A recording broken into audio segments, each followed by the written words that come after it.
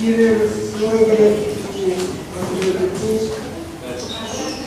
Συλλόγου των Αγώνων Οργανωσών του 2021, κύριε Πρόεδρε της Εταιρείας των Φίλων του Λαού, κύριε Πρόεδρε της Ενώσεως Μηνέων,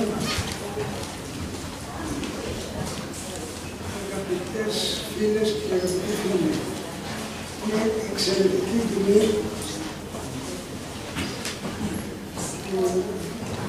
και για το μουσείο μας, αλλά και για τον Ελληνούλα, η παρουσίαση του βιβλίου των κυρίων Τόμπρου και Καρελεμούνου γίνεται σήμερα στο μουσείο μας. Επιτρέψτε μου συνοπτικά να σας τους παρουσιάσω.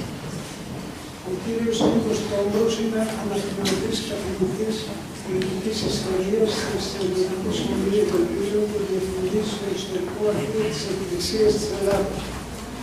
Έχει διδάξει προπτυχιακά και μεταπτυχιακά γνωστικά αντικείμενα τόσο από τη Σχολή Ελπίζων, στα Πανεπιστήμια Πελοποννήσου, Ιωαννίνων, Ελληνικό Ανοιχτό Πανεπιστήμιο, στο Ιόνιο Πανεπιστήμιο, καθώς και στο Εθνικό και Καποδιστριακό Πανεπιστήμιο Αθηνών. Έχει συμμετάσχει σε ερευνητικά έργα στα Γενικά Αρχεία του Κράτους και τη Διεύθυνση Ιστορίας του Στρατού. Έχει λάβει μέρος με εισηγήσεις σε δεκάδες επιστημονικά διεθνή και πανελλήνια συνέδρια και έχει εκδώσει πληθώρα μονογραφιών. Έχει δημοσιεύσει επίσης πάμπολες επιστημονικές εργασίες σε ξενόγλωσσα και ελληνόγλωσσα περιοδικά με κριτικές. Τα ερευνητικά αυτά ενδιαφέροντα εστιάζονται στην Ελληνική Επανάσταση και την πολιτική και κοινωνική ελληνική ιστορία του 19ου και των πρώτων δεκαετιών του 20ου αιώνα. Ο κύριος Νίκος Κανελόπουλος είναι επίκουρος καθηγητής στρατιωτικής ιστορίας και ανάλυσης στρατιωτικών επιχειρήσεων στη Στρατιωτική Σχολή Ευελπίδων.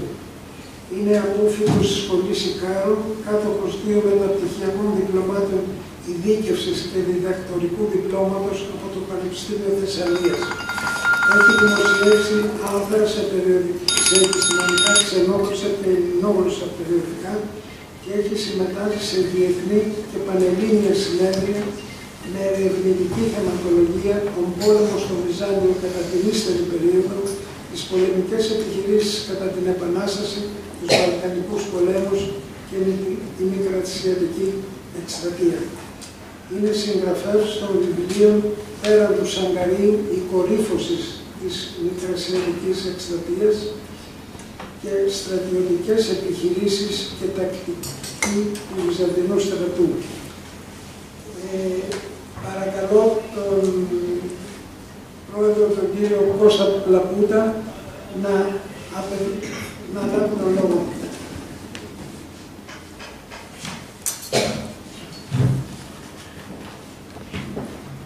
Αξιότιμε κύριε Αντώνη Βαγιαζή, πρόεδρε του Μουσείου της Πόλης των Αθηνών και του Ιδρύματος Βούλου Εφταξία και μέλος, αδερφέ, και μέλος επιτιμήτου ομίλου μας. Για μας είναι εξαίρετη και ιδιαίτερη τιμή που μας δεξιώνεστε για μία ακόμη φορά με τέτοια θαλπορή και φιλοξενία. Εκλεκτή προσκεκλημένη, κύριε Αγγελόπουλε, πρόεδρε της Εταιρείας των Φίλων του Λαού, και κύριε Μελετιάδη, Γενική Γραμματέα της Εταιρείας των Φίλων του Λαού, αξιότιμοι κυρίες και κύριοι,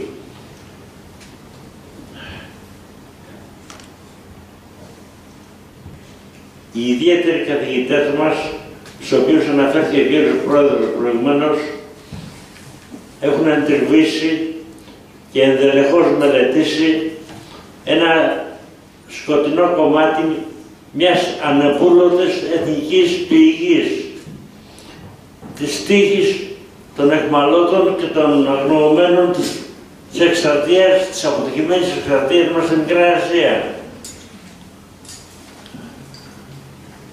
Αλλά κάποτε πρέπει να ασχοληθούμε και με τις ανεπούλωτες πηγές του έθνους μας.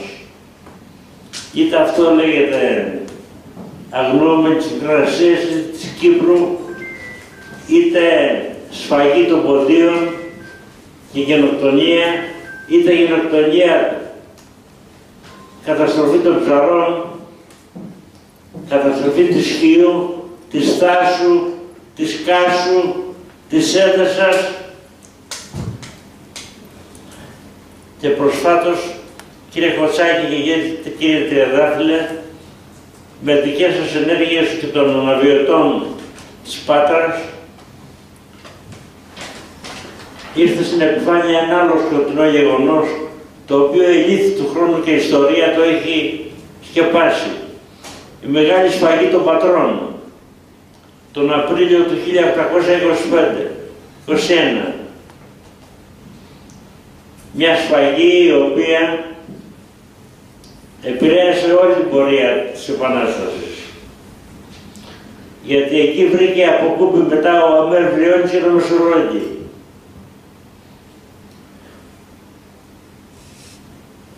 Κύριε καθηγητά, παρακαλώ να προσθέσετε στο βήμα.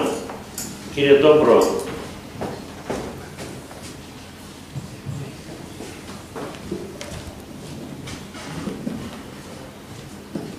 Καλησπέρα σας. Θα ήθελα να ευχαριστήσω τον Όμηρο για την πρόσκληση να μιλήσουμε, να παρουσιάσουμε ουσιαστικά το βιβλίο μας στα μέλη του, αλλά και το Μουσείο της Πόλης των Αθηνών για το φιλόξενο βήμα που μας δίνει. Η τραγική λοιπόν ιστορία των Ελλήνων αιχμαλώτων στη Μικρά Ασία την περίοδο 1919-1924. Κατά τη διάρκεια της Μικρασιατικής εκστρατείας 1919-1922 και ιδιαίτερα μετά την κατάρρευση του ελληνικού στρατιωτικού μετώπου τον Αύγουστο του 1922, χιλιάδες υπήρξαν οι Έλληνες στρατιώτες που αιχμαλωτίστηκαν ή παραδόθηκαν στον νεκρό.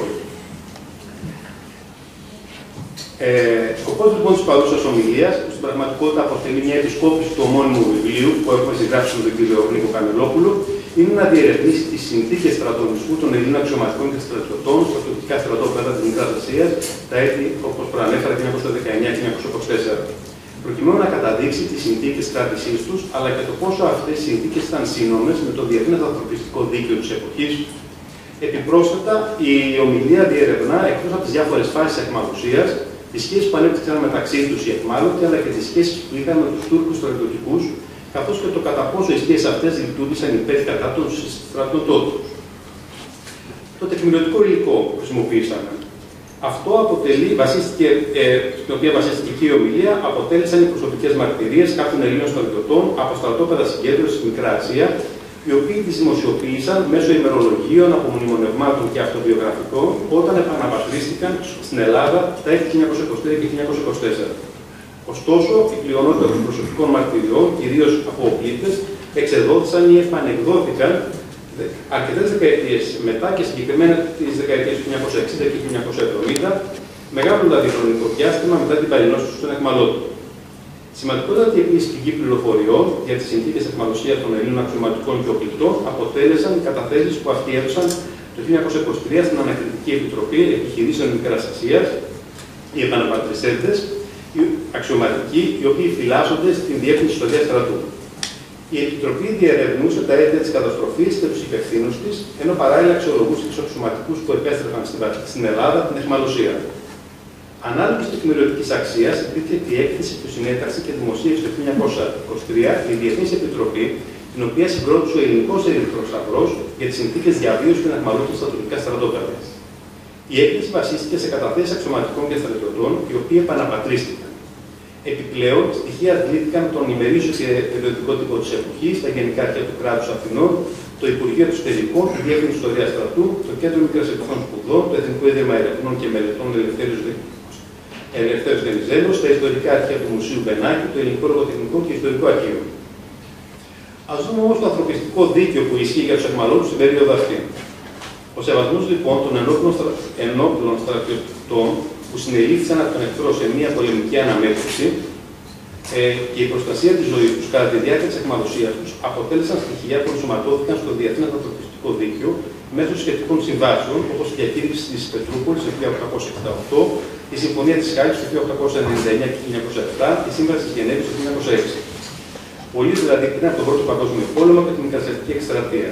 Καθώς η ένωμη διεθνής κοινότητα θεωρούσε ότι εχμάλωτος και συνάμα ο άοπτος στρατιώτης δεν αποτελούσε κίνδυνο, αλλά αντίθετα έπαιζε προστασία αφού βρισκόταν υπό την εξουσία του αντιπάλου. Σε εγκόρπιο μάλιστα την ειρήνη του Πεζικού, για παράδειγμα, που εκδόθηκε στη Θεσσαλονίκη το 1917, αναφέρεται ότι οι προαναφερθείς συμβάσεις είχαν υπογραφεί και συνεπώς είχαν γίνει αποδεκτές από τις κεντρικές δυνάμεις και την Οθωμανική Αυτοκρατορία.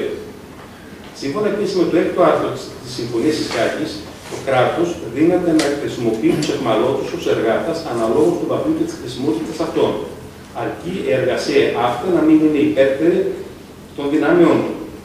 Τα ανωτέρω προβάλλονται σε μια προσπάθεια να καταδειχθεί το αν οι συνθήκες διαβίωσης και ο στρατονισμού των Ελλήνων εχμαλώτων πολέμου στη Μικρά Ασία την περίοδο 1919-1924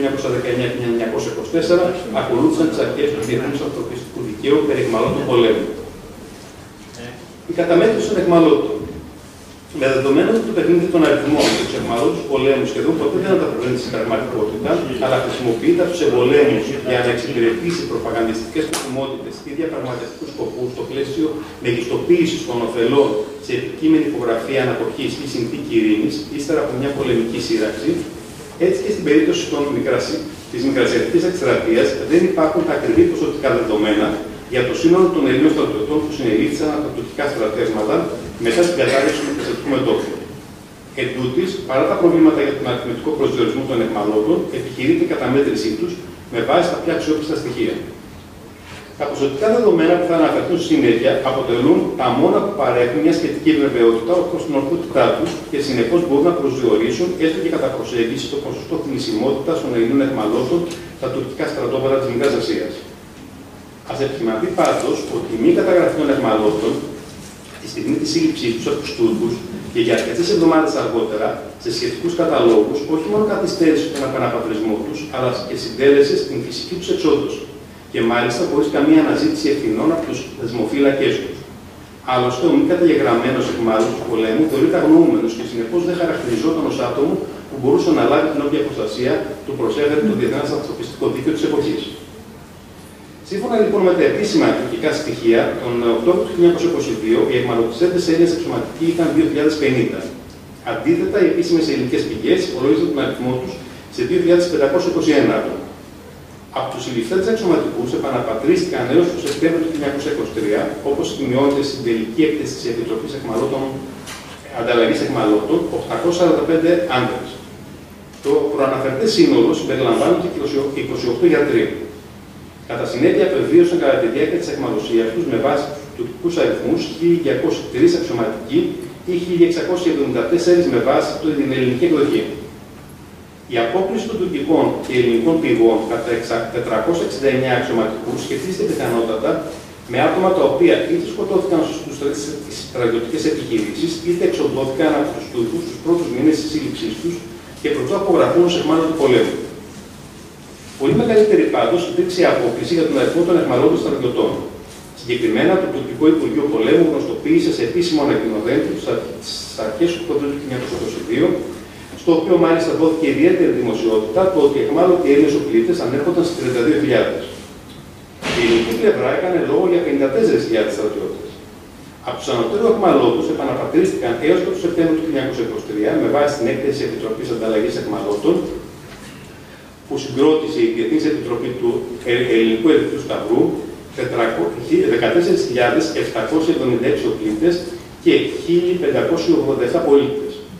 Όσον αφορά τους τελευταίους, δεν μπορούμε να επιφανθούμε με βεβαιότητα για το αν πρόκειται για Μικρασιάτες πολιτικούς ομήρους ή για Έλληνες στρατιώτες μικρασιατικής καταγωγής, τους οποίους οι Τούρκοι δεν αναγνώριζαν την ιδιότητα του στρατιώτη, καθώς τους θεωρούσαν Οθωμανούς πολίτες που είχαν προδώσει την πατρίδα τους.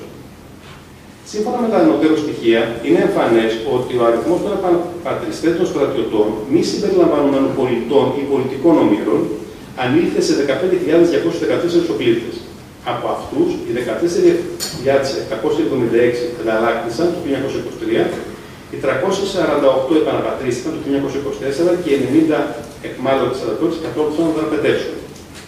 Μόνο 90. Αποβίωσαν δηλαδή κατά τη διάρκεια της αιχμαλωσίας τους βάσει των τουρκικών στοιχείων 16.786 οπλίτες ή κατά την ελληνική εκδοχή 38.786 άτομα. Συνολικά λοιπόν επέστρεψαν στην Ελλάδα τα τουρκικά στρατόπεδα 847 αξιωματικοί και 15.214 οπλίτες, ήδη 16.061 άτομα. Η μεγάλη απόκληση των τουρκικών και ελληνικών πηγών για το σύνολο των Ελλήνων στρατιωτών, 22.000 δηλαδή άτομα, με εξαίρεση φυσικά τις περιπτώσεις όπου και οι δύο πλευρές παρουσίαζαν διαφοροποιημένους αριθμούς τους για λόγους σκοπιμότητας, προκειμένου δηλαδή να τονίσουν το υπερβολικό ποσοστό της θνησιμότητας των εχμαλώτων τους ή να μειώσουν το μέγεθος των ευθυνών τους, μπορεί να αποδοθεί εν μέρει στην προσχώρηση αρκετών ελληνόφωνων χριστιανών μικρασιατών στον ελληνικό στρατό ως ατελειωτών κατά τη διάρκεια της μικρασιατικής εκστρατείας, στους οποίους οι Τούρκοι δεν αναγνώρισαν τα δικαιώματα του αιχμάλωτου πολέμου και αφετέρου στην ύπαρξη μικρού αριθμού βουλγαροφώνων Ελλήνων αιχμαλώτων, οι οποίοι ύστερα από τη σύλληψή τους μεταφέρθηκαν στη Βουλγαρία. Σε σχέση πάντως με τους πρώτους, υπάρχουν αρκετές αναφορές από μνημονεύματα για εθελοντές μικρασιάτες που εκτελέστηκαν από τους Τούρκους στρατιώτες ως προδότες της πατρίδας τους. Εδώ θα πω το εξής. Όσες πηγές είδαμε, όντως εκτελούνταν επί τόπου. Τυπικά, όσο και μας φαίνεται περίεργο, οι άνθρωποι αυτοί τους έφυγαν Οθωμανοί υπήκοοι, δεν ήταν Έλληνες υπήκοοι. Άρα οι Τούρκοι, άσχετα αν μας συμφέρει, τους εκλάβαν ως προδότες της πατρίδας τους. Συνεπώς, η θνησιμότητα στους Έλληνες αιχμαλώτους του πολέμου ανήλθε στο 53% του συνόλου τους. Ο ένας δηλαδή στους δύο αιχμαλώτους δεν επέστρεψε ποτέ στην Ελλάδα. Στην περίπτωση όμως των αξιωματικών, αποδεχόμενοι τον Οκτώβριο του 1922 κρατούνταν από τους Τούρκους 2.050 άτομα, τα οποία στην Ελλάδα επέστρεψαν μόνο οι 847, τότε η θνησιμότητα εκτινάται στο 58%. Τα ανωτέρω δηλαδή ποσοστά ξεπερνούν κατά πολύ το γνωστό περιστατικό αιχμαλωσίας κατά τον Πρώτο Παγκόσμιο Πόλεμο. Κάθε δηλαδή άλλο γνωστό περιστατικό. Υπερβαίνουν μάλιστα ακόμα και την περίπτωση των Βρετανών αιχμαλώτων, οι οποίοι παραδόθηκαν στους Τούρκους ύστερα από την παράδοση του Κουτ Ελ Αμάρα, όπου το ποσοστό θνησιμότητάς τους άκυψε το 36%. Για την ακρίβεια είναι 35,7. 35,7 με 53%. Καταλαβαίνετε ποια είναι η διαφορά. Οι λόγοι και οι αιτίες που οι Έλληνες αιχμάλωτοι πολέμου έφτασαν σε αυτόν τον βαθμό εξόδωσης αποτελούν αντικείμενα ανάλυσης στη συνέχεια. Στη συνέχεια θα περάσουμε να αναφερθούμε στις περιόδους αιχμαλωσίας, οι οποίοι χωρίζονται σε δύο φάσεις. Η πρώτη είναι ο ερυθρός θάνατος και η δεύτερη ο λευκός θάνατος. Θα εξηγήσουμε σε λίγο τι σημαίνει το μεν, ο μεν και τι σημαίνει ο δε. Ας ξεκινήσουμε με τον ερυθρό θάνατο. Ύστερα λοιπόν από την τουρκική επίθεση τη 13η Αυγούστου 1922 και καθώς ο ελληνικός στρατός υποχωρούσε άτακτα και ασύντακτα, πολλοί από τους στρατιώτες, επειδή ήταν τραυματίες ή δεν μπορούσαν να μετακινηθούν, αφέθηκαν στον εχθρό προκειμένου να λάβουν τη δέουσα φροντίδα. Στην πλειονότητά τους όμως, οι συγκεκριμένοι αιχμάλωτοι, σύμφωνα με πληθώρα μαρτυριών, δεν στάθηκαν σε στρατόπεδα ή νοσοκομεία, αλλά εκτελέστηκαν από τους Τούρκους κατά παράβαση του διεθνούς ανθρωπιστικού δικαίου της εποχής επιτόπου.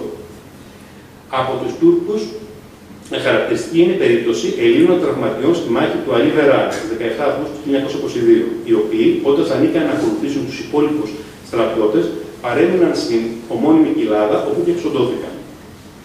Σημαντικότατη επίσης είναι η μαρτυρία του καταγόμενου από την Ανατολική Θράκη Δημητρίου Καρδιοφυλάκη, τουρκομαθή Έλληνα στρατιώτη, ο οποίος τραυματίστηκε και αποτύχει γλίτωση στην εκτέλεση 4 φορές.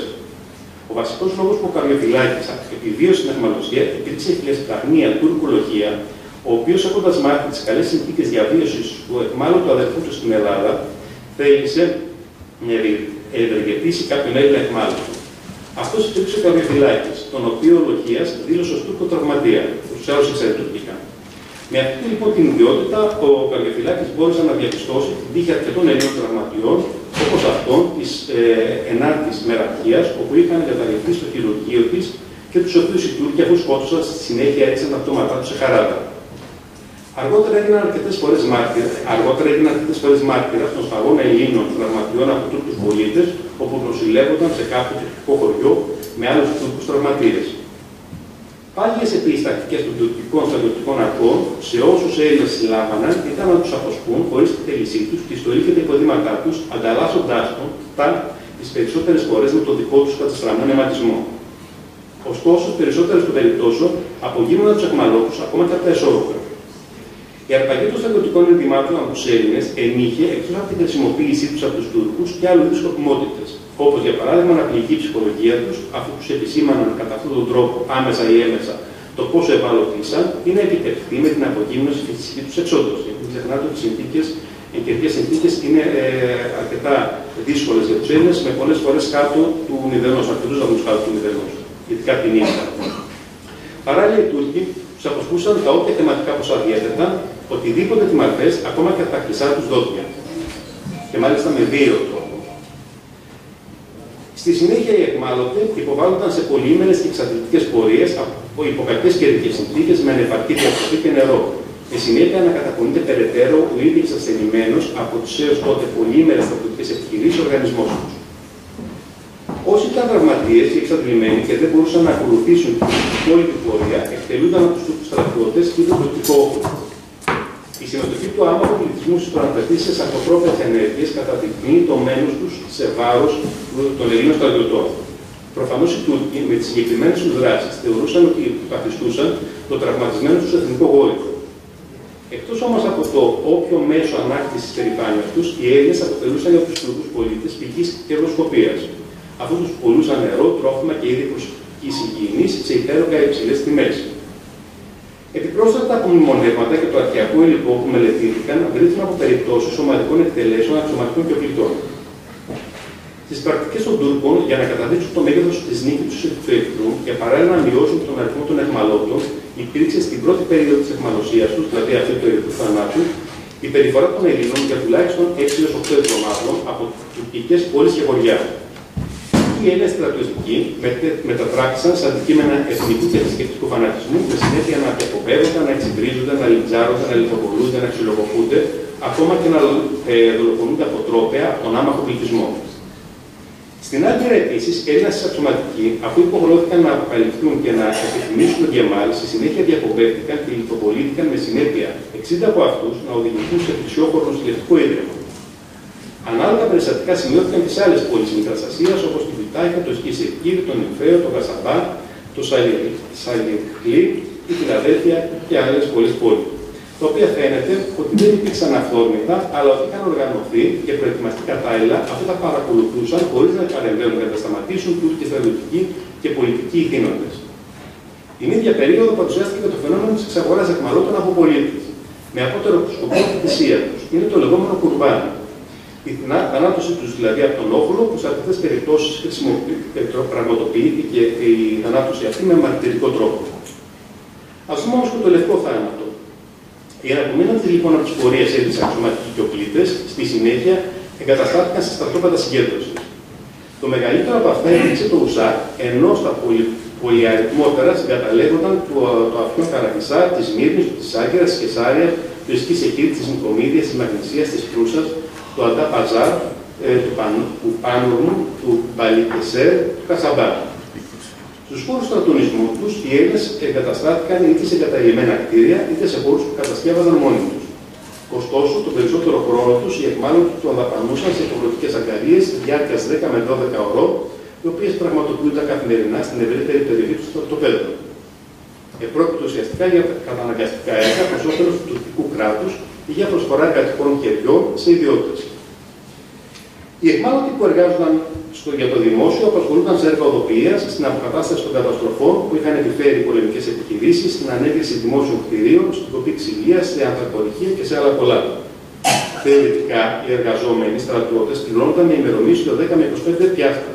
Στην πραγματικότητα όμως, ποτέ ο μισθός δεν καταβαλόταν ολόκληρος, αλλά παρακρατεί το μέρος και το σύνολό του με το αιτιολογικό ότι τα μη καταβαλώμενα ποσά κάλυπταν τις διατροφικές ανάγκες των αιχμαλώτων. Σύμφωνα λοιπόν με τα προαναφερθέντα, κατέστησα εμφανές ότι οι αιχμάλωτοι στρατιώτες αποτελούσαν για τους Τούρκους στρατιωτικούς πηγή πλουτισμού. Οι Έλληνες πάντως προτιμούσαν να εργάζονται σε Τούρκους πολίτες, καθώς οι συνθήκες εργασίας σε αυτούς υπήρξαν σαφώς καλύτερες, αφού συχνά δεν αντιμετώπιζαν βία η ποσότητα και η ποιότητα της διατροφής ήταν ικανοποιητικότερη, ενώ λάβαναν στέγη, αιματισμό και καλύτερη αμοιβή. Σε ορισμένες όμως περιπτώσεις, η παρουσία Ελλήνων στρατιωτών σε τουρκικές πόλεις και χωριά για εργασιακούς λόγους μπορούσε να αποβεί μοιραία, επειδή οι Τούρκοι πολίτες αναζητούσαν αξιωματικούς ή στρατιώτες που τους είχαν βλάψει κατά τη διάρκεια της εκστρατείας, προκειμένου να τους υποβάλουν σε αντίκρινα. Τις περισσότερες φορές επρόκειτο για λανθασμένες ή και ηθελημένες αναγνωρίσεις, οι οποίες ωστόσο επέφεραν στους αχμαλώτους κάθε είδους βίας και το θάνατο.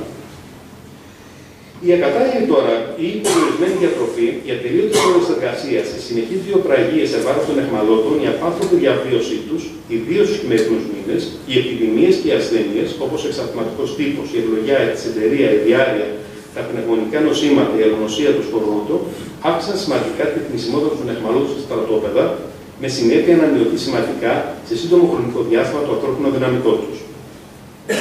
Σπουδαιότερες μαρτυρίες για τα αίτια θνησιμότητα των Ελλήνων στρατιωτών στα στρατόπεδα της Μικράς Ασίας προέρχονται από Έλληνες στρατιωτικούς γιατρούς, οι οποίοι, επειδή υπηρετούσαν εκεί, είχαν τη δυνατότητα να παρακολουθήσουν το δράμα των ομοεθνών τους και να το αποτυπώσουν επακριβώς.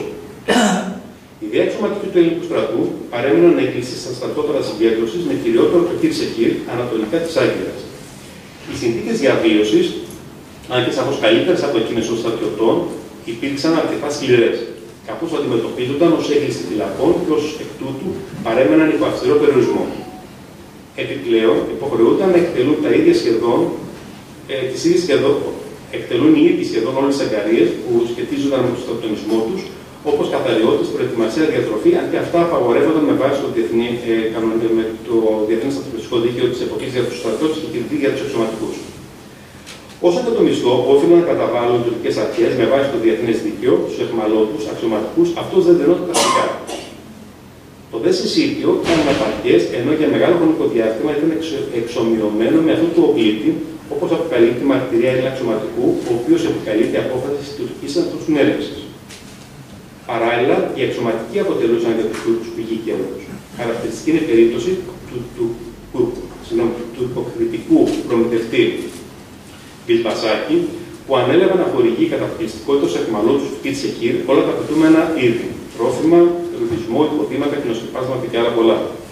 Η προνομιακή αυτή αντιμετώπιση του έδινε τη δυνατότητα να αποκομίσει υπέρογκα ποσά, αφού πουλούσε με πίστοση στους αιχμαλώτους τα αναγκαία είδη σε τριπλάσιες και τετραπλάσιες επί τις επικρατούσε στην αγορά τιμές. Ένα μέρος πάντως του διαδόντου του Μπιλμπασάκης το διέθετε σε δωροπαιδείες Τούρκων αξιωματικών, αλλά και Τούρκων βουλευτών. Επιπρόσθετα, ο συγκεκριμένος προμηθευτής είχε εξασφαλίσει την αποπληρωμή των οφειλωμένων από τους αιχμαλώτους ποσών, καθώς λάβανε απευθείας από την τουρκική διοίκηση του μισθού των Ελλήνων αξιωματικών, και ότι περίσσευε το έδινε στους αξιωματικούς. Ας περάσουμε στο κομμάτι της σχέσης αιχμαλώτου, κυρίως αυτές των οφειλητών. Σε γενικές γραμμές, οι συμπεριφορές των Ελλήνων στρατιωτών κατά τη διάρκεια της αιχμαλωσίας τους βασίστηκαν στην εργατικότητα και στην αληθικότητα. Ωστόσο, οι απάνθρωπες συνθήκες στρατονισμού των αιχμαλώτων στα στρατόπεδα και η καθημερινή τους αγωνία για την επιβίωσή τους οδήγησαν αρκετούς από αυτούς στο να αντιμετωπίζουν με κινησμό, αδιαφορία ή και παθητικότητα τα βασανιστήρια, τους ξυλοδαρμούς, τις ανατώσεις των αδέλφων τους. Σε κάποιες μάλιστα περιπτώσεις προέκυψαν ακόμα και σε αντισυναδελφικές ενέργειες. Αρχικά, οι σχέσεις των αιχμαλώτων με τους δημοφύλακές τους ήταν αυτές του μεταφραστή ή της παροχής ιατρικών υπηρεσιών σε Έλληνες και Τούρκους, από γιατρούς εννοείται. Στη συνέχεια όμως υπήρξαν περιστατικά οπλιτών και υπαξιωματικών, αν και περιορισμένα, που συνεργάστηκαν με τον εχθρό σε βάρος των στρατιωτών τους, επιδεικνύοντας την ίδια και μεγαλύτερη σκληρότητα από αυτή των Τούρκων. Σε αυτές τις περιπτώσεις, οι συγκρατούμενοι τους, όταν βρέθηκαν πλέον ελεύθεροι, εφάρμοσαν αυτό που λέμε το νόμο της αυτοδικίας. Χαρακτηριστικό παράδειγμα αποτελεί Έλληνα στρατιώτης, ο οποίος όχι μόνο συντάχθηκε με τους Τούρκους, αλλά και συμπεριφέρθηκε στην πολύμηνη αιχμαλωσία του ως δυνάμει του υπόλοιπου αιχμαλώτους. Εξαιτίας αυτής της συμπεριφοράς, οι εξαγριωμένοι στρατιώτες τον έριξαν από το πλοίο στη θάλασσα όταν επέστρεφαν στην Ελλάδα, με συνέπεια να χάσει τη ζωή του. Πιο τυχερός υπήρξε ο Αμένιος Μπας Τσαούς Μποντός, που σώθηκε χάρη στην παρέμβαση του καπετάνιου του πλοίου που επέβαινε. Ως συνεργάτες τέλος των Τούρκων, καταγράφονται και ορισμένοι στρατιώτες με βουλγαρική εθνική συνείδηση, οι λεγόμενοι βουλγαρίζοντες. Ας δούμε τις σχέσεις των αξιωματικών. Περισσότερες είναι οι γνώσεις μας για τις συνθήκες στρατονισμού των Ελλήνων αξιωματικών, συγκριτικά μάλλον με αυτές των πληρωτών, των οπλιτών, κατά τη διάρκεια της αιχμαλωσίας τους και συνεπώς για τις σχέσεις που ανέπτυξαν μεταξύ τους, αλλά και με τους Τούρκους, καθώς με την παλινόστησή τους στην Ελλάδα, όλοι τους έδωσαν κατάθεση στην Ανακριτική Επιτροπή. Αυτή είναι και η διαφορά. Οι αξιωματικοί ήταν υποχρεωμένοι να δώσουν κατάθεση, περιγράφοντας ότι βίωσαν στα στρατόπεδα συγκέντρωσης και αυτές τις καταθέσεις υπάρχουν στη διεύθυνση ιστορία στρατού, ενώ οι οπλίτες μόνο όποιοι εξέδωσαν τα απομνημονεύματά τους ή ημερολόγια μάθαμε για αυτούς τους ανθρώπους πώς πέρασαν στη Μικρά Ασία. Ενώ οι άλλοι ήταν υποχρεωμένοι να δώσουν κατάθεση. Σε γενικές λοιπόν γραμμές, οι σχέσεις μεταξύ των αξιωματικών και των στρατόπεδα συγκέντρωσης υπήρξαν αναγκαστές και συναδελφικές. Ορισμένες πάντως φορές σημειώθηκε έλλειψη συναδελφικότητας και στους αξιωματικούς, όπως επισημαίνεται στις σχετικές καταθέσεις. Στα στρατόπεδα, ωστόσο, δεν έλειψαν οι εντάσεις και οι πολιτικές αντιπαραθέσεις μεταξύ των οπλιτών και των αιχμαλώτων. Οι πρώτοι διαπληκτισμοί εντοπίζονται στο στρατόπεδο Ταλάς, όταν οι Τούρκοι ενώ τη επίσκεψη επιτροπής του Διεθνούς Ερυθρού Σταυρού ζήτησαν από τους αιχμαλώτους έγγραφη δήλωση για την υποτιθέμενη άσκηση διαβίωσή του στο στρατόπεδο, αυτό που γίνεται τον Νοέμβριο του 1921. Πριν δηλαδή την κατάρρευση του μετώπου. Δύο τότε από τους αιχμαλώτους, ένας σταγματάρχης και ένας έφεδρος ιατρός που θέλησαν να υπακούσουν, διαπληκτίστηκαν και συγκρούστηκαν με τους υπόλοιπους αξιωματικούς. Τα δε πολιτικά πάθη, τα απότοκα του εθνικού δικασμού, τα οποία συνέβαλαν σημαντικά στην αποτυχία της μικρασιατικής εκστρατείας, επιβίωσαν ή και αναζωπυρώθηκαν την περίοδο της αιχμαλωσίας των Ελλήνων αιχμαλώτων στη Μικρά Ασία. Εδώ θα πω το εξής. Εμένα, όταν ξεκινήσαμε το βιβλίο με τον κύριο Κανελόπουλο, με είχε εκπλήξει αρνητικά αυτό το γεγονός. Θεωρούσα ότι αν βρεθώ σε ένα στρατόπεδο αιχμαλώτων, θα προσπαθήσω να βοηθήσω τους συγκρατούμενό μου ή τουλάχιστον να σώσουμε τη ζωή μας. Διαπίστωσα το αντίθετο, να καταδίδουν η βενιζελική, αντιβενιζελική, η βασιλική, η φιλοβασιλική, όπως θέλετε, ή αντιβασιλική, όπως θέλετε πείτε, τους πολιτικούς αντιπάλους στους Τούρκους, με οποιαδήποτε συνέπεια αυτή για τους κατήγγελα. Χαρακτηριστικές λοιπόν του όλου κλίματος είναι περιπτώσεις αξιωματικών στο στρατόπεδο του Ταλάς, όπου κάποιος λοχαγός προπαγάνδιζε υπέρ του Ελευθερίου Βενιζέλου, ενώ κάποιος άλλος αντιβενιζελικός ασκούσε προπαγάνδα στους στρατιώτες του κατά του κριτικού πολιτικού, επισημένοντας ότι ο πολιτικός φανατισμός του, δηλαδή του Βενιζέλου, η επάθειά του κατά τη γνώμη πλήρης των αξιωματικών, υπήρξε λόγος της διασπάσεως της ενότητας και ομονίας των αξιωματικών. Τέλος, καταγράφηκε σε μικρό ποσοστό προπαγάνδα υπέρ της κομμουνιστικής ιδεολογίας. Εννοούμε μέσα στα στρατόπεδα. Το γεγονός όμως που προκάλεσε αίσθηση και καυτηριάστηκε ιδιαίτερα στις καταθέσεις των περισσότερων αξιωματικών στην Ανακριτική Επιτροπή, ενώ αποτέλεσε και αντικείμενο έντονης εξέτασης, υπήρξε η δωροδοκία Τούρκων στρατιωτικών από Έλληνες αξιωματικούς, προκειμένου να συμπεριληφθούν κατά προτεραιότητα στους καταλόγους με ονόματα που επρόκειτο να επαναπατριστούν με την ανταλλαγή. Ο τότε υπολογαγός Φρυσής, γνωστός αργότερα για τον ελληνικό του θάνατο στον Ελληνοϊταλικό πόλεμο, την περίοδο δηλαδή 1940-1941, στην κατάθεσή του άφησε εκμές και για πολιτικά κίνητρα στην επιλογή των ανταλλαξίμων όταν επισήμανε.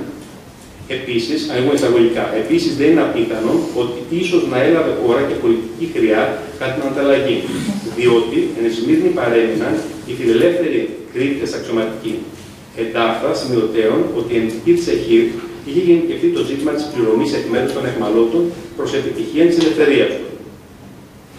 Οι Τούρκοι αξιωματικοί λοιπόν, εκμεταλλευόμενοι την διακαή πόθο των Ελλήνων αιχμαλώτων για απερινόστηση, ανακάλυψαν μια νέα πηγή πλουτισμού με συνέπεια το ποιος θα συμπεριληφθεί όχι στη λίστα των επαναπατριστέντων να μεταβληθεί σε χρηματιστήριο τιμών.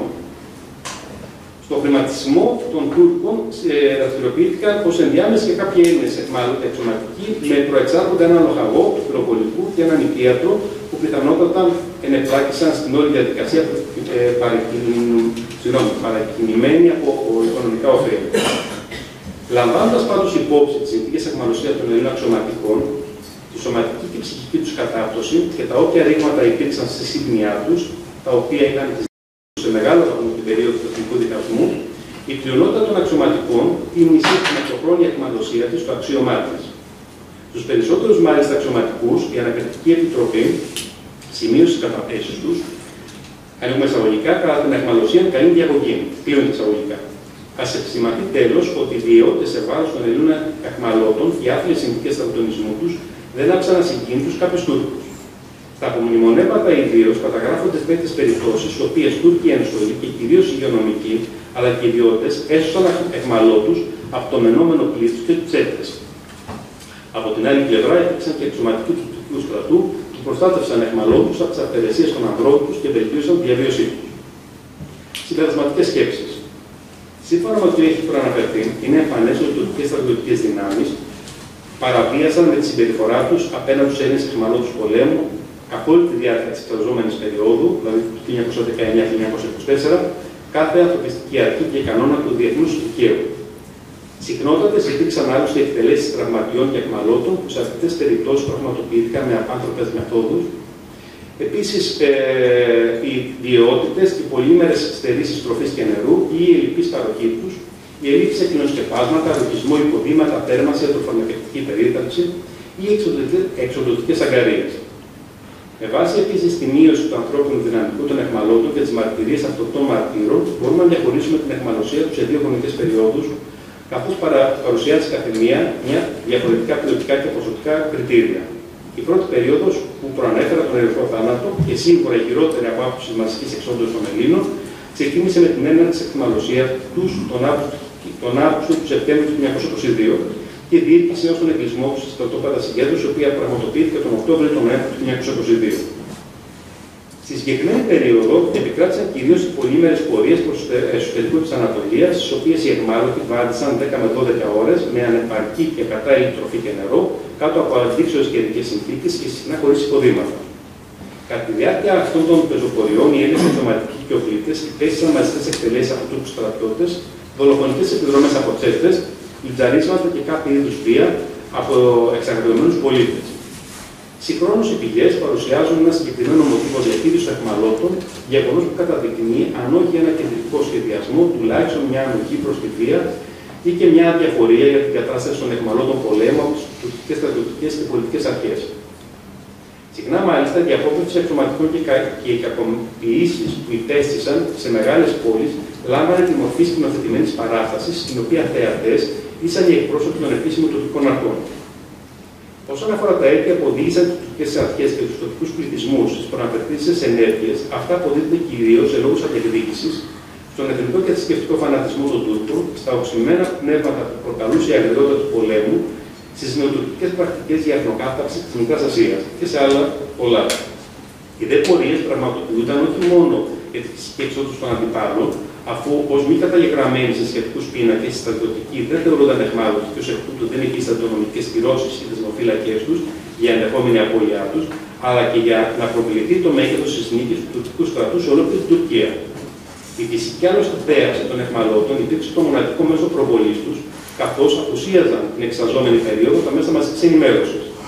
Επιπρόσωπα, ο Κεμάλ, μέσω των αιχμαλώτων, οι οποίοι αποτελούσαν ένα παράτακτο στοιχείο της νίκης τους, ευελπιστούσε να εδραιώσει την πολιτική του πρωτοκαθεδρία στην μεταοθωμανική Τουρκία, αποδεικνύοντας στους συντηρητικούς αγροτικούς πληθυσμούς της Ανατολίας, που παραδοσιακά πρόσκλησαν στον Σουλτάνο, αλλά και στην αντικεμαλική αντιπολίτευση, την πολιτική και στρατιωτική του υπεροχή. Στη δεύτερη περίοδο της αιχμαλωσίας, το Λευκό Θάνατο δηλαδή, που διήρκησε από τον Οκτώβριο ή τον Νοέμβριο του 1922 έως και τον Απρίλιο του 1924, και την ουσιμότητα της τάξης των Ελλήνων αιχμαλώτων δεν σχετίστηκε με προσχεδιασμένες ή μη εκτελέσεις και εν γέννη με δυνατότητες, αλλά με την εξάντληση των ανδρών από τα πολύωρα καταναγκαστικά έργα, την ελάχιστη και συχνά κατάλληλη διατροφή, τις αντιγυηνές συνθήκες διαβίωσης, την έλλειψη υγιεινής, τις επιδημίες, την ανεπαρκή ιατροφαρμακευτική περίθαλψη. Ας επισημανθεί επιπλέον ότι οι αιχμάλωτοι στρατιώτες υπέστησαν και στις δύο περιόδους τα μεγαλύτερα δεινά συγκριτικά με τους αξιωματικούς, καθώς είχαν ελάχιστους τρόπους να βελτιώσουν τη θέση τους.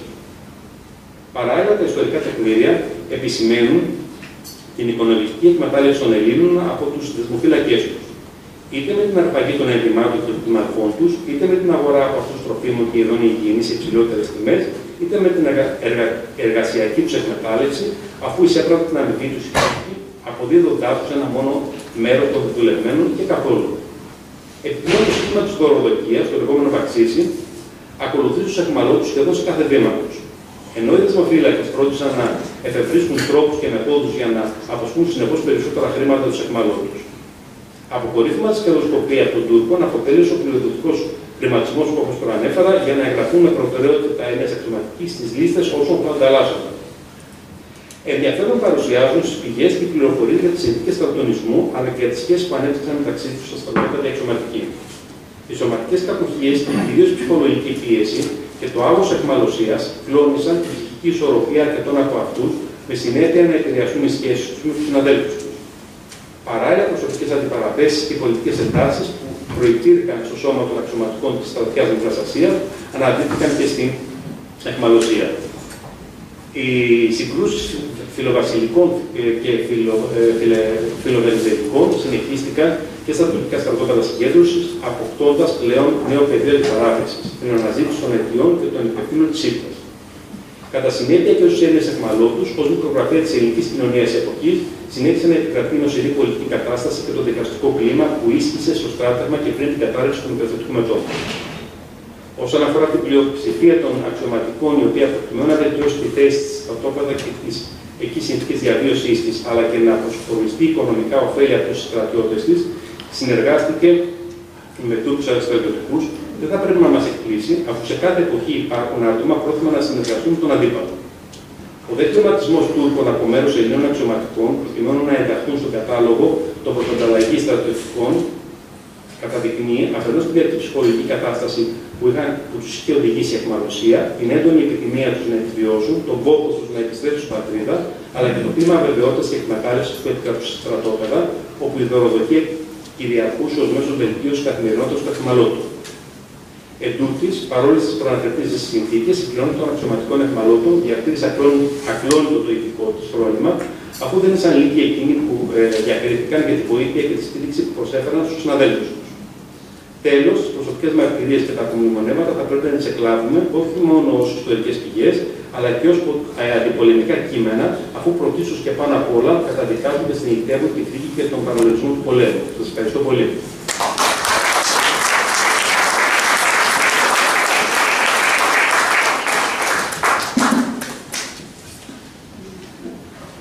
Κλείνοντας, θα αναπτύξουμε συντομία ένα ειδικότερο θέμα που παρουσιάζουμε στο βιβλίο, τι συνέβη με τους Έλληνες αιχμαλώτους και τη Διεθνή Επιτροπή του Ερυθρού Σταυρού. Η παρέμβαση του Ερυθρού Σταυρού, του Διεθνούς Ερυθρού Σταυρού, ήταν μία από τις λίγες δυνατότητες που είχε η Ελλάδα για να προστατεύσει τους αιχμαλώτους της. Και αυτή την παρέμβαση θα δούμε ότι ζήτησε και πήγαν επιτροπές στην Μικρά Ασία να δουν τα στρατόπεδα των αιχμαλώτων. Ο Καρλ Μπουρκχαρτ δημοσίευσε ένα βιβλίο στο Μεσοπόλεμο, το Μικρασιατικό ταξίδι, και γράφει τις αναμνήσεις του από την Ανατολή με ένα ύφος, περιγράφει έναν τόπο μαγευτικό, έχει ένα ύφος περιηγητή του 18ου-19ου αιώνα. Κάπου σε ένα-δύο σημεία αναφέρει ότι είδα και κάποιες φάλαγγες, μαύρες φάλαγγες αιχμαλώτων. Δεν αναφέρει καθόλου για ποιο λόγο βρέθηκε στη Μικρά Ασία. Γιατί έκανε αυτό το ταξίδι. Ο Μπουρκχαρτ ήταν ένας από τους επιθεωρητές, Ελβετός διπλωμάτης, ένας από τους επιθεωρητές του Ερυθρού Σταυρού που βρέθηκε στη Μικρά Ασία. Στο συγκεκριμένο έργο παρουσιάζει μια ιδηλιακή εικόνα που δεν έχει καμία σχέση με όσα ακούσαμε προηγουμένως για το τι συνέβαινε εκείνη την περίοδο με τους Έλληνες αιχμαλώτους.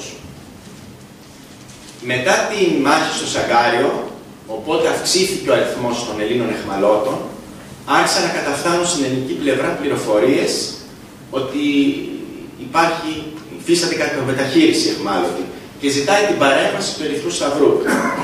Πράγματι, τον Γενάρη του 1922, μια επιτροπή από τον Ελβετό γιατρό Ρέριχ μεταβαίνει στο ταλάσσι της Μικράς Ασίας να δει τους Έλληνες αιχμαλώτους. Η επόμενη επιτροπή, μετά την κατάρρευση του μετώπου, και πάλι καθώς φτάνουν οι πληροφορίες στην Ελλάδα για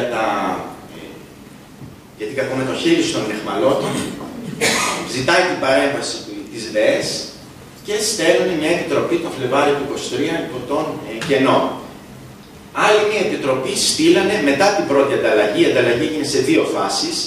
Η πρώτη, περίπου 10.000 αιχμάλωτοι επαναπατρίστηκαν τον Απρίλιο του 1923 Εκεί βλέπουν την νυχτρή κατάσταση και ζητάνε πάλι παρέμβαση και πάει μια επιτροπή τον Ιούλιο του 2023. Επίσης, ο Διεθνής Ερυθρός Σταυρός διαδραμάτισε ρόλο στο ζήτημα των εχμαλώτων, διότι ήταν από μέλη του Ερυθρού Σταυρού, συγκροτήθηκε η Επιτροπή Ανταλλαγής Εχμαλώτων. Ήταν μέλη της Διεθνούς Επιτροπής του Ερυθρού Σταυρού, καθώς και ένας εκπρόσωπος Έλληνας και ένας εκπρόσωπος Τούρκος. Αυτή η Επιτροπή δούλεψε σε δύο φάσεις, στον πρώτο επαναπατρισμό τον Απρίλιο και στη συνέχεια τον Μάιο-Σεπτέμβριο. Η πρώτη επιτροπή στο Ταλάς επιθεώρησε περίπου 400 εχμαλώτους και έκανε κάποιες σοβαρές διαπιστώσεις. Ότι οι εχμάλωτοι είχαν απογυμνωθεί, δεν είχε αφαιθεί κανένα προσωπικό αντικείμενο, ότι ήταν αδυνατισμένοι, οι ίδιοι εχμάλωτοι κατάφεραν και είπαν στην επιτροπή ότι δεν είχαν ρούχα, δεν είχαν τροφή και γενικά δόθηκε μια εικόνα της κακομεταχείρισης και του ξεγυμνώματος που είχε προηγηθεί πριν εγκλειστούν στο θαλάσσιο στρατόπεδο.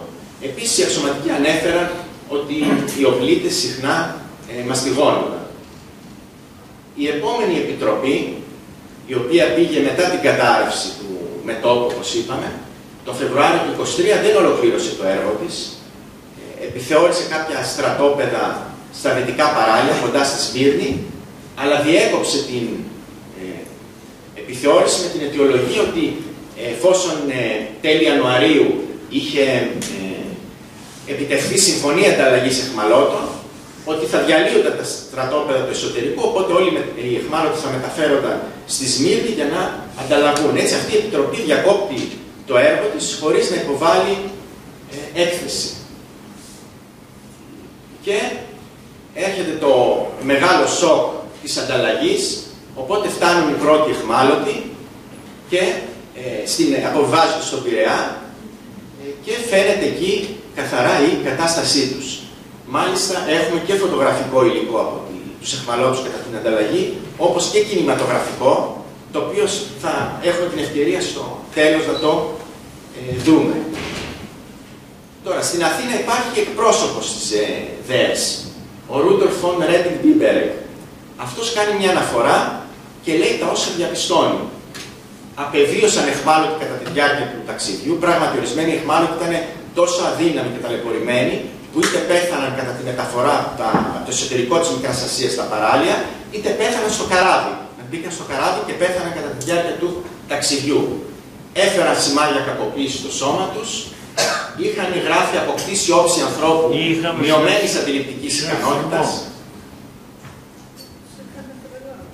ήταν ντυμένοι μεράκι και τσουβάλια, οι περισσότεροι ανυπόδητοι, και έλαβε και πληροφορίες για απαγχωνισμούς ιερέων, αξιωματικών στρατιωτών, ταφές ζωντανών ιερέων, πόλεις εχμαλώτων σε ιδιώτες, για να ικανοποιήσουν τη δίψα τους για την εκδίκηση. Την αναφορά αυτή που υπέβαλε ο Ρέντινγκ-Μπίμπερεκ στην ΔΕΕΣ, η ΔΕΕΣ την θεώρησε ανεπίσημη. Την αντιμετώπισε ως ανεπίσημη και μάλιστα δημοσίευσε στην επίσημη εφημερίδα της ΔΕΕΣ ότι η αναφορά αυτή είναι ανεπίσημη και μόνες αποδεκτές είναι οι αναφορές των επιτροπών που στέλνει η ΔΕΕΣ ή της Επιτροπής Ανταλλαγής Εχμαλώτων. Δεν ήταν όμως ο φον Μπίμπερεκ που έγραψε για το ζήτημα της κατάστασης των εχμαλώτων που επαναπατρίστηκαν. Ορισμένα στοιχεία μας δίνει και η Επιτροπή Ανταλλαγής Εχμαλώτων με πρόεδρο τον συνταγματάρχη που βλέπουμε στη φωτογραφία στο κέντρο, τον Έντουαρντ Γκλίνμπολτς, η οποία επιτροπή είδε και τους Έλληνες και τους Τούρκους εχμαλώτους. Γιατί η επιτροπή αυτή παραλάμβανε Τούρκους εχμαλώτους από την Ελλάδα, τους μετέφερε στη Σμύρνη, στην Κωνσταντινούπολη, και στη Σμύρνη τα πλοία παραλάμβαναν τους Έλληνες και επιστρέφαν στην Ελλάδα. Αφού η επιτροπή λοιπόν διαπίστωσε την πολύ καλή κατάσταση των Τούρκων εχμαλώτων, γράφει στην έκθεσή της ότι λυπάται που δεν μπόρεσε να κάνει εξίσου ικανοποιητικές διαπιστώσεις και για την τουρκική πλευρά. Είναι πολύ πιθανό κυρίως οι αδύναμοι εχμάλωτοι και όσοι είχαν αναρρώσει να επέστρεψαν από την Τουρκία. Οι Έλληνες εχμάλωτοι ισχυρίστηκαν ότι όσοι ήταν απόλυτα ικανοί για εργασία και όσοι ασκούσαν οποιοδήποτε επάγγελμα είχαν κρατηθεί λόγω των υπηρεσιών που παρήχαν Η πλειονότητα των 10.000 εχμαλώτων πολέμου που επέστρεψαν, λέει η Επιτροπή, από την Τουρκία, βρίσκονταν σε μια μάλλον ικτρή φυσική κατάσταση. Ήταν αδύναμοι, πεινασμένοι, βλέμμα ταλαιπωρημένο, όρμησαν στα κομμάτια του ψωμιού που τους δόθηκαν. Πολλοί από αυτούς δυσκολεύτηκαν να συρθούν στο πλοίο του επαναπατρισμού, ήταν τιμένοι με κουρέλια, ξυπόλυτοι, ανεπαρκή ποδήματα. Γενικά, λέει, η επιβίβαση στο πλοίο παρουσιάζει ένα θέαμα αξιοθρύνητο και βαθύτατα λυπηρό. Η Επιτροπή απήχε επί της αρχής να ανακρίνει τους εχμαλώτους. Ουσιαστικά λέει ότι, αναφέρει ότι εμείς, ο σκοπός μας, η ανάθεσή μας ήταν να κάνουμε την ανταλλαγή. Συνεπώς δεν ανακρίναμε, δεν τους ρωτήσαμε τι συνέβη. Αλλά αυθόρμητα, λέει, αυτά που διηγούνταν ήταν συγκλονιστικά. Ισχυρίστηκαν ότι σε ορισμένα στρατόπεδα ένα πολύ ψηλό ποσοστό κρατουμένων είχε υποκύψει, πολλοί πέθαναν στο τρένο και στα πλοία. Και το ανησυχητικό κατά την Επιτροπή ήταν το εξής, ότι οι Τούρκοι δεν μπορούσαν να προσδιορίσουν τον αριθμό των εναπομεινάτων εχμαλώτων και δεν μπορούσαν να προσδιορίσουν πού ήταν αυτοί οι εχμάλωτοι. Με μεγάλο αγώνα η Επιτροπή και κυρίως με ένα από τα μέλη της, έναν Ελβετό ιατρό, τον Πας, κατάφεραν να εντοπίσουν πολλούς εχμαλώτους, εκ των οποίων πολλούς στο εσωτερικό της Ανατολίας, γιατί οι Τούρκοι τους κρατούσαν, προσπαθούσαν να τους κρατήσουν ως εργατικά χέρια. Και στη δεύτερη αναφορά που έκανε, με την δεύτερη ανταλλαγή που έγινε το καλοκαίρι του 23, γράφει μέσα η Επιτροπή διπλωματικά ότι αν κάποιοι από τους εχμαλώτους που κρατούνταν παρά τη θέλησή τους στην Ανατολία δεν μπόρεσαν να αποφεληθούν από την έρευνα που διεξήγαγε η Επιτροπή, αυτό οφείλεται σε τοπικές και διοικητικές δυσκολίες. Αφήνει εδώ ξεκάθαρα να εννοηθεί ότι δεν μπορέσαν να εντοπίσουν όλους τους εχμαλώτους και ενδεχομένως υπάρχουν εχμάλωτοι που δεν μπόρεσαν να ανταλλαγούν. Μετά από τον επαναπατρισμό τον Απρίλιο του 23 των εχμαλώτων, και πάλι ζητάει η Ελλάδα να πάει η Επιτροπή να δει τι συμβαίνει.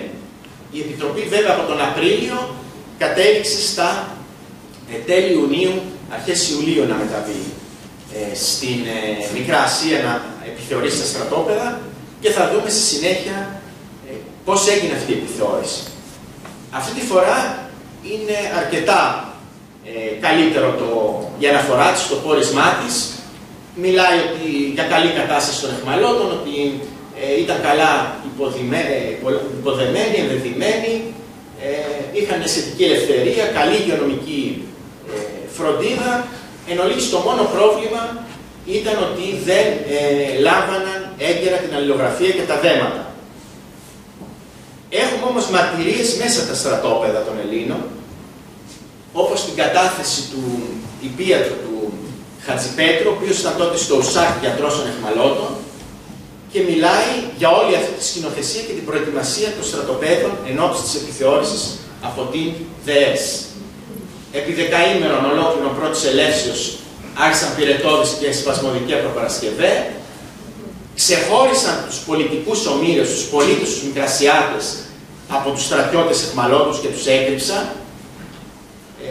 και επειδή δεν έφταναν, επειδή ένα μεγάλος αριθμός εχμαλώτων στρατιωτών ήταν γυμνοί, πήρανε ενδύματα από τους πολίτες για να ντύσουν τους στρατιώτες, να τους παρουσιάσουν δηλαδή ότι είχαν μια καλή εμφάνιση και κατάσταση. Τούρκοι γραφείς, λέει, έγραφαν επιστολές τουρκιστή εκ μέρους των εχμαλώτων προς τους γονείς τους. Επίσης σταμάτησαν τις αγκαρίες, δεν τους έστελναν να δουλέψουν, οπότε να εμφανιστούν σε μια κατάσταση καλή, και τη μέρα εκείνη αξιωματικούς και γιατρούς Έλληνες τους πήγαν εκδρομή ώστε να μην συναντηθούν με την Επιτροπή. Οι αξιωματικοί γιατροί, ειδικά οι γιατροί, ήταν από τους πλέον μορφωμένους εκείνη την εποχή. Ξέραν ξένες γλώσσες, μπορούσαν να συνομιλήσουν απευθείας στα γαλλικά κυρίως με τους ερυθροσταυρίτες. Γι' αυτό οι Τούρκοι τους απομακρύνουν. Έχουμε πολλές μαρτυρίες από τους εχμαλώτους και από τους οπλίτες και από τους αξιωματικούς όλη αυτή τη σκηνοθεσία για τις επιθεωρήσεις. Αλλά νομίζω η πιο συγκλονιστική μαρτυρία είναι του ίδιου του Μπούρχα. Ο Μπούρχα τώρα γυρνάει στη Γενέβη, κάνει μια παρουσίαση στα μέλη της Επιτροπής, μεταξύ των οποίων και ο πρόεδρος της Διεθνούς Επιτροπής του Ερυθρού Σταυρού, της οποίας ευτυχώς σώζεται το πρακτικό στα αρχεία του Ερυθρού Σταυρού. Εκεί λοιπόν λέει τι πραγματικά είδε και τι δεν έγραψαν τελικά στην αναφορά τους. Αναζητά τους αιχμαλώτους που λείπουν. Ρωτάει τους Τούρκους. Είπατε ότι ήταν 30.000. Εμείς παραλάβαμε τον Απρίλιο 10, τώρα βρήκαμε άλλους 5 στη δεύτερη επιθεώρηση. Πού είναι οι υπόλοιποι 15?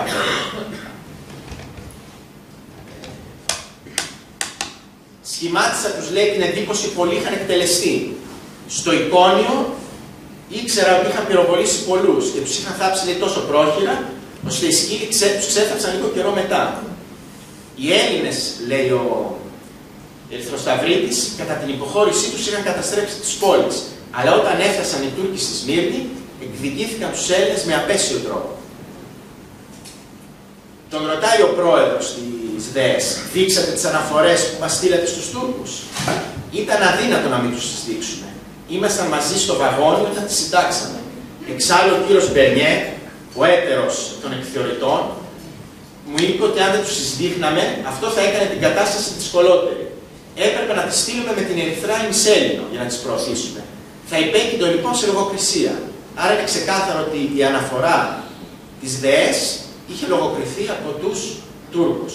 Μάλιστα στη σύγχρονη τουρκική βιβλιογραφία αυτή η συγκεκριμένη αναφορά χρησιμοποιείται ως απόδειξη ιδού, το λέει και η Διεθνής Επιτροπή του Ερυθρού Σταυρού, ότι η συμπεριφορά μας στους αιχμαλώτους, στους Έλληνες, ήταν πολύ καλή.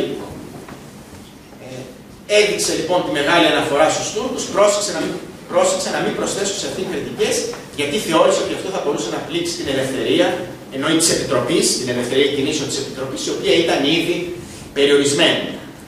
Στην έκθεση λένε οι Ερυθροσταυρίτες ότι δεν υπάρχουν ασθένειες, δεν υπάρχουν μολυσματικές ασθένειες μεταξύ των αιχμαλώτων. Το 1977 δημοσίευσε ο Μπούρχαρτ τα απομνημονεύματά του. Κάπου για ένα άλλο γεγονός θυμάται τι είδε στην Μικρά Ασία. Ήταν, λέει, Ιούλιος με καύσωνα 40 βαθμών υποσκιά, 150 χιλιόμετρα από την Άγκυρα, δίπλα σε ένα καφέ ποτάμι που αργοκυρούσε βρισκόταν ένα υπεύθυνο νοσοκομείο. 2 στρατώνες χτισμένοι από πυλός, στους οποίους 80 πάσχοντες από ελονοσία, βαριά άρρωστοι, κίτρινοι στον αέρα που έβραζε γύρω, ξαπλωμένοι σε σειρές, υπέμεναν τα βαριά βασανά τους. Ήτανε όλοι οι Έλληνες, μακριά από τη θάλασσα, σαν τους στρατιώτες της Ανάβασης, εννοεί της Κύρου Ανάβασης. Συνεπώς, ο Μπούρχαρτ, πολλές δεκαετίες μετά, δημοσιεύονται τα απομνημονεύματά του, αναιρεί αυτά που έγραψε η Επιτροπή, ότι δεν υπήρχαν άρρωστοι Έλληνες αιχμάλωτοι από μολυσματικές ασθένειες. Έχει ενδιαφέρον να δούμε ποιος ήταν αυτός ο Μπούρχαρτ τελικά, ποια πορεία είχε. Είχε σπουδαία διπλωματική καριέρα, η καριέρα στον Ερυθρό Σταυρό. Έγινε ύπατος αρμοστής της Κοινωνίας των Εθνών στο ελεύθερο κράτος του Ντάνζιγκ, συμμετείχε στη Διοικητική Επιτροπή της ΔΕΕΣ. Το 1944-1945 εμπλέκεται σε μυστικές διαπραγματεύσεις, ενώ είναι μέλος του Ερυθρού Σταυρού, με τους Γερμανούς για να τερματιστεί ο Β' Παγκόσμιος Πόλεμος, γίνεται πρόεδρος της ΔΕΕΣ και πρέσβης της Ελβετίας στο Παρίσι, καταθέτει ως μάρτυρας υπεράσπισης ορισμένων Γερμανών κατηγορουμένων στις δίκες της Νιρεμβέργης και είναι αυτός, μαζί με την ηγεσία της ΔΕΕΣ εκείνη την περίοδο, που δέχεται σφοδρές επικρίσεις γιατί αδράνησε ο Ερυθρός Σταυρός στο ζήτημα των ναζιστικών εγκλημάτων έναντι των Εβραίων. Είναι μια περίοδος πολύ δύσκολη για τον Ερυθρό Σταυρό. Θα το παραδειχθεί αργότερα ο Ερυθρός Σταυρός ότι ήταν σφάλμα εκείνη την περίοδο που αδράνησε και κυρίως που δεν καταδίκασε ανοιχτά τα ναζιστικά εγκλήματα. Λέει στο report το μη δημοσιευμένο ο Μπούρχαρτ πώς προσέγγισε το θέμα της επιθεώρησης. Εγώ γενικά είχα την εντύπωση ότι έπρεπε πάντα να έχει κάποιος άποψη για το σύνολο και να δουλεύει σε ένα γενικότερο πλαίσιο για να μην φανεί ότι πρόσκειται σε ένα πολιτικό χώρο. Κάτι το οποίο μπορεί εύκολα να αποδοθεί σε μια αποστολή αυτού του είδους. Δεν πρέπει, λέει, να διασχιριζόμαστε το όλο θέμα σαν να είμαστε κατάσκοποι. Τον δόκτορα Πας, τον Ελβετό που προσπαθούσε να εντοπίσει Έλληνες αιχμαλώτους, τον απασχολεί το ζήτημα των νεαρών κοριτσιών που απελάθηκαν στο εσωτερικό και που κλείστηκαν σε χαρέμια. Ένα ερώτημα, λέει, που δεν υπόκειται στη δικαιοδοσία μας. Το αποτέλεσμα είναι ότι όταν τους το είπα αυτό, ζήτησαν την ανάκληση του ΠΑΖ από την Μικρά Ασία, ο Ερυθρός Σταυρός.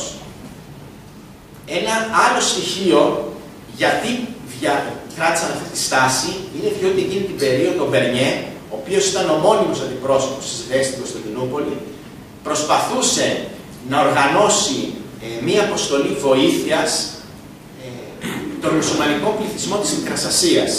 Συνεπώς, δεν ήθελε βέβαια να συγκρουστεί ούτε με την Ερυθρά ημισέλινο, ούτε βέβαια με την πολιτική ηγεσία της Κεμαλικής Τουρκίας. Γι' αυτό κρατούσαν μία στάση, μάλλον που βοηθούσε τους Τούρκους για την απόκρυψη των εγκλημάτων. Βέβαια, από την άλλη, ως ένα από τα ελάχιστα μέσα της ελληνικής πλευράς να απαλύνει το δράμα των αιχμαλώτων της, οι επιθεωρήσεις αυτές άσκησαν κάποια πίεση στην Τουρκία, βελτίωσαν έστω και προσωρινά σε κάποιες φάσεις την κατάσταση της αιχμαλωσίας.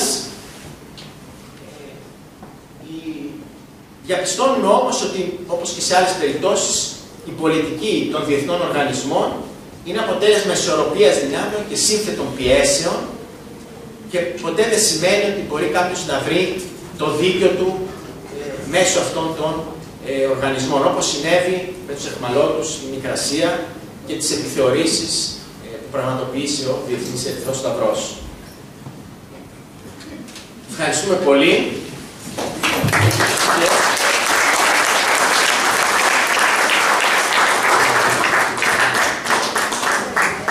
Αυτό είναι ένα από τα βίντεο τα οποία είναι ανεβασμένο στην ιστοσελίδα. Σήμερα, αν πείτε, υπάρχουν αυτά τα βίντεο στην ιστοσελίδα της Διεθνής Επιτροπής του Ερυθρού Σταυρού. Δείχνει Τούρκους και Έλληνες αιχμαλώτους κατά την ανταλλαγή.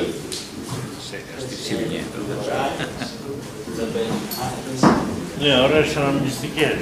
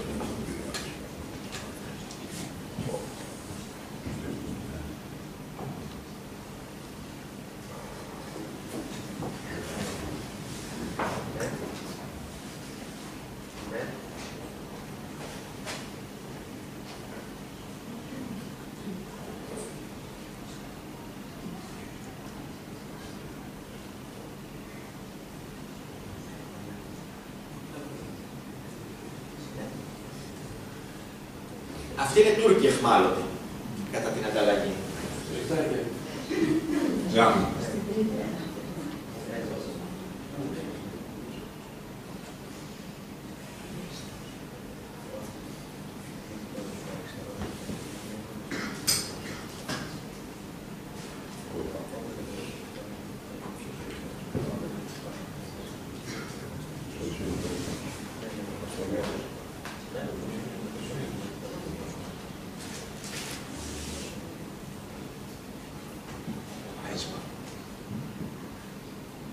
Αυτός είναι ο Έλληνας Σταγματάκης ο Κοτάκης που ήταν μέλος της Επιτροπής Ανταλλαγής από την ελληνική πλευρά.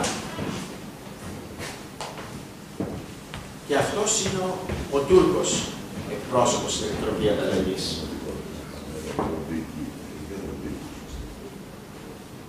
Κοίτα πως φαίνεται, δεν είναι Τούρκος.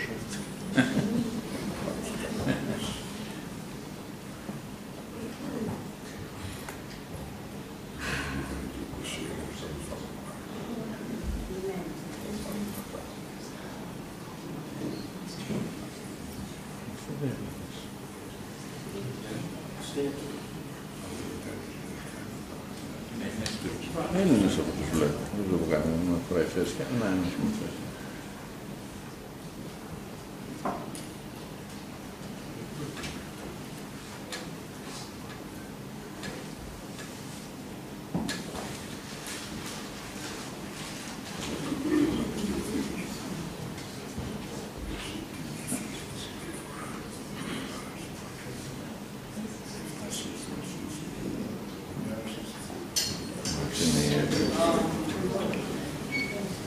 Και εδώ ξεκινάει να δείχνει τους Έλληνες.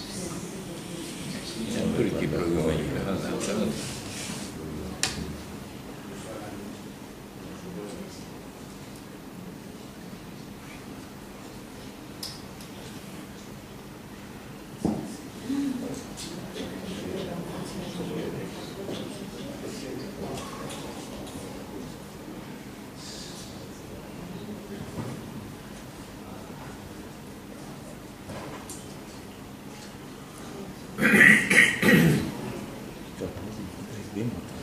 Οι βήματα.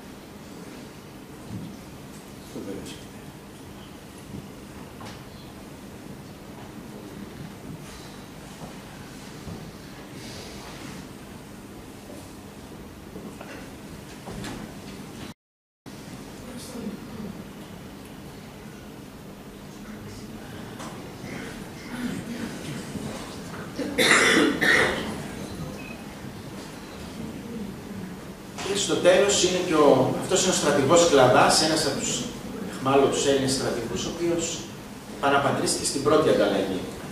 Ο οποίος κατά τη διάρκεια της αιχμαλωσίας έκανε απόπειρα αυτοκτονίας.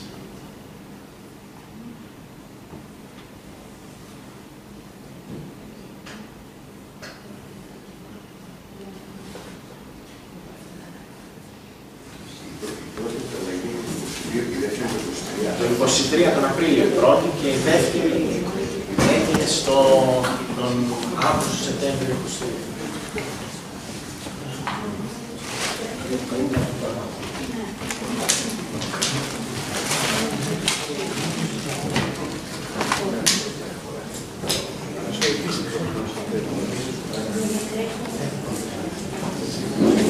Αν κάποιος θέλει να ρωτήσει τους ομιλητές κάτι.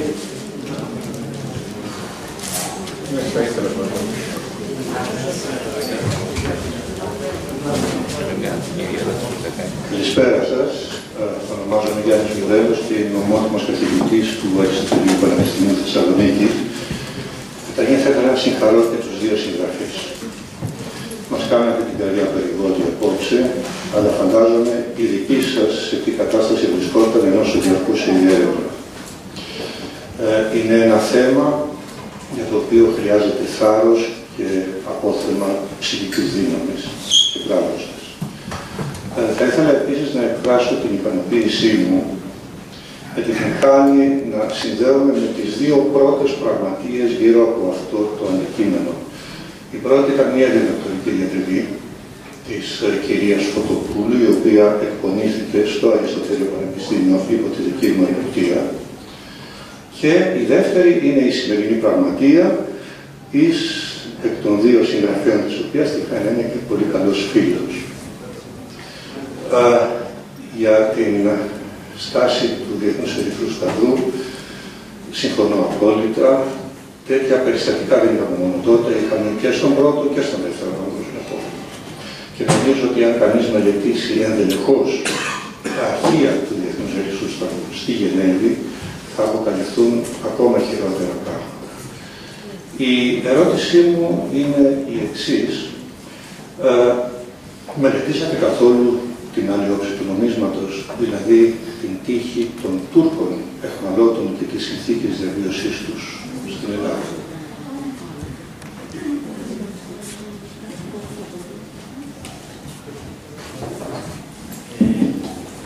Υπάρχουν πολλά στοιχεία και επιθεώρηση του Ερυθρού Σταυρού στα ελληνικά στρατόπεδα. Καταρχάς, μας έκανε πολύ μεγάλη εντύπωση ότι η επιθεώρηση του Ερυθρού Σταυρού στα ελληνικά στρατόπεδα των Τούρκων αιχμαλώτων ήταν εκτενέστατη. Δηλαδή, ενώ αυτές, ειδικά η τελευταία, η Μπερνιέ Μπούρκαρτ, ήταν κάποιες λίγες σελίδες και μάλιστα δημοσιεύτηκε ολόκληρη στο επίσημο περιοδικό της ΔΕΕΣ. Αν θυμάμαι καλά, η αντίστοιχη επιθεώρηση των ελληνικών στρατοπέδων είναι τουλάχιστον 100 σελίδες, δεν τη δημοσίευσαν βέβαια ολόκληρη. Το γενικό συμπέρασμα ήταν ότι ήταν σε καλή κατάσταση. Υπήρχαν όμως και εκεί προβλήματα, ειδικά σε στρατόπεδα, γιατί τους είχαν στείλει και σε νησιά όπως στη Μήλο. Εκείνη την εποχή στη Μήλο είχαν πρόβλημα με το νερό, δεν ήταν καλές οι συνθήκες υγιεινής. Είχε και εκεί, είχε κάποια, αν θυμάμαι και εκεί είχαν πρόβλημα με τύφο, αλλά όχι, βέβαια, δεν πεθάνανε κατά εκατοντάδες όπως συνέβη στα στρατόπεδα στην Τουρκία. Επίσης, μου κάνει εντύπωση ότι σε κάποιο στρατόπεδο, θυμάμαι, ζήτησε ο Ερυθρός Σταυρός και αντικαταστάθηκε ο διοικητής, τον οποίο τον αντικαταστήσανε. Ήταν πολύ περισσότερο ουσιαστική επιθεώρηση. Ήταν πολύ πιο ανοιχτή. Και το θέμα ήταν ότι για εμάς αυτή ήταν το μόνο εχέγγυο και το μόνο εντός εισαγωγικών ενέχειρο που είχαμε να τους διατηρήσουμε ώστε να μπορέσουμε να τους ανταλλάξουμε. Ήταν περίπου 15.000. Εμείς αναζητούσαμε πολύ περισσότερους από 15.000. Συνεπώς, ήταν ένα χαρτί στα χέρια της ελληνικής πλευράς για να μπορέσει να τους ανταλλάξει με τους δικούς τους ανθρώπους στην άλλη πλευρά του Αιγαίου. Εγώ απλά να συμπληρώσω σχέση με τον Νίκο ότι δεν τους μελετήσαμε, ίσως μια διδακτορική διατριβή μελετήσει ακριβώς τους Τούρκους αιχμαλώτους πολέμου στην Ελλάδα, αλλά όχι εμείς. Εμείς μόνο μελετήσαμε στο κομμάτι των αριθμών προκειμένου να ξέρουμε γιατί έπρεπε να υποδοθούμε βάση της της Ροζάλης ένας προς ένα. Αξιωματικός και ένας προς ένα οπλίτη. Μόνο σε αυτό το κομμάτι. Και λίγο τις συνθήκες μεταφοράς τους, γιατί έχουμε και Κέρκυρα που ξεκινάνε τα καράβια να μαζέψουν, προκειμένου να τους οδηγήσουν τα καράβια αυτά στη Μικρά Ασία και από τη Μικρά Ασία τα ίδια καράβια να πάρουν στους Έλληνες και να τους φέρουν πίσω. Άρα εν μέρη μόνο μελετήθηκε. Ναι.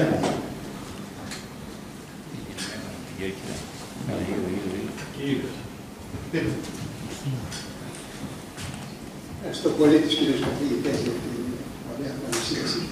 Μια ερώτηση θέλω να κάνω που έχει έτσι, γενικότερο ενδιαφέρον. Δεν έχει άμεση σχέση με το αντικείμενο το οποίο παρουσιάσατε. Δεν είναι γιατί ο ελληνικός στρατός και βεβαίως η ελληνική κυβέρνηση όταν έφυγε άφησε απροστάτευτους τους Έλληνες. Προφανώς γνώριζε η τουρκική ηγεσία, η ελληνική ηγεσία τι επρόκειτο να επακολουθήσει από τους Τούρκους. Τι εξήγηση δίνεται σε αυτό, δηλαδή είναι κάτι το ασύλληπτο αν το σκεφτεί κανείς. Δεν μπορεί να μην ήξεραν το τι επρόκειτο να επακολουθήσει, οι σφαγές, οι ανελαίες οι οποίες επρόκειτο να επακολουθήσουν, πολλό μάλλον όταν έχει αυξηθεί αυτά που θα συμβεί κατά διάρκεια του πολέμου. Αυτό είναι το ερώτημα, αν μπορούσατε να δώσετε μια απάντηση στους διάλογους. Προτείνω να πω ότι έχουμε δει με δύο τρόπους την υποχώρηση των ελληνικών στρατευμάτων. Τη συντεταγμένο τρόπο και τον ασύντακτο. Δηλαδή, ο καθένας φεύγει όπως μπορεί. Δεν μπορώ, πιστεύω ότι όταν πάει είτε με τον έναν τρόπο, όσο μάλλον με τον ασύντακτο τρόπο, που ο καθένας φεύγει μόνος του και προσπαθεί να βρει το προσφυγές, δεν ξέρω κατά πόσο ο ελληνικός στρατός είχε τη δυνατότητα να προστατεύσει γύρω στα 2 με 3 εκατομμύρια τους ελληνόφωνους χριστιανούς που υπήρχαν στην Οθωμανική Αυτοκρατορία. Γιατί μιλάμε για γύρω στις 100.000, 150.000 στρατιωτό. Δεν ξέρω κατά πόσο θα μπορούσε να τους προστατεύσει.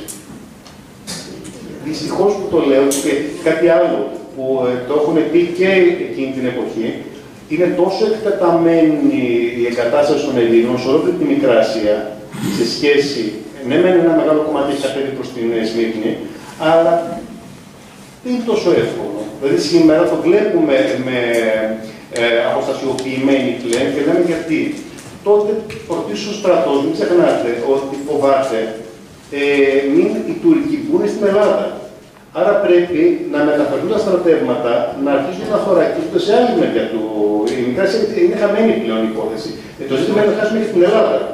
Δεν υπάρχει κενό εξουσίας λοιπόν. Έτσι κι αλλιώς. Τι συμφωνώ απόλυτα. Τι κενό εξουσίας. Και μου αρέσει κύριος ο Γούλετα Αποδές. Όλα μαζί. Στα προσθέσω και κάτι άλλο. Ναι. Βεβαίως κενό εξουσίας υπήρχε εκείνες τις φοβερές μέρες, αλλά να λάβουμε υπόψη ότι οι εξελίξεις λαμβάνουν χώρα με ηλικιώδη ταχύτητα. Δηλαδή η υποχώρηση από την γραμμή Ελληνικής Οχήρα Αρχαίων Καραχίσα γίνεται με πάρα πολύ μεγάλη ταχύτητα. Ο Στελιάδης κατόπιν οδηγίας της ελληνικής κυβέρνησης, ο ύπατος αρμοστής, δίνει εντολή στον υποχωρούντα ελληνικό στρατό να παρακάμψει τη Σμύρνη, να προωθηθεί προς τον Τσεσμέ και να εκκοινωθεί στοιχείο. Και για να καταλάβετε το μέγεθος, το είδος συνθηκών που επικρατούσαν, χαρακτηριστικό το παράδειγμα του στρατηγού Τρικούπη. Ο στρατηγός Τρικούπης, ο οποίος πληροφορείται από τους Τούρκους και ενώ έχει ήδη εχμαλωτιστεί, το ότι έχει αναγορευτεί από την ελληνική κυβέρνηση σε αρχιστράτηγο του ελληνικού στρατού. Είναι ένα φαινόμενο παγκόσμιας πρωτοτυπίας αυτό. Αν μη τι άλλο, αναδεικνύει το μέγεθος του πανικού που επικρατεί εκείνη τη στιγμή. Και δεν είναι τυχαίο ότι υπογραμμίζεται ο ρόλος του πλαστήρα, ο οποίος είναι ο μόνος που καταφέρνει να φύγει με τους άντρες του κατά τρόπο συντεταγμένο. Όλοι οι άλλοι έφυγαν ατάκτως. Έτσι.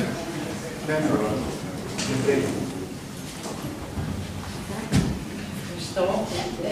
Βεβαίως νομίζω ότι αυτά όλα ισχύουν, όπως και ο κ. Στόχος και ο κ.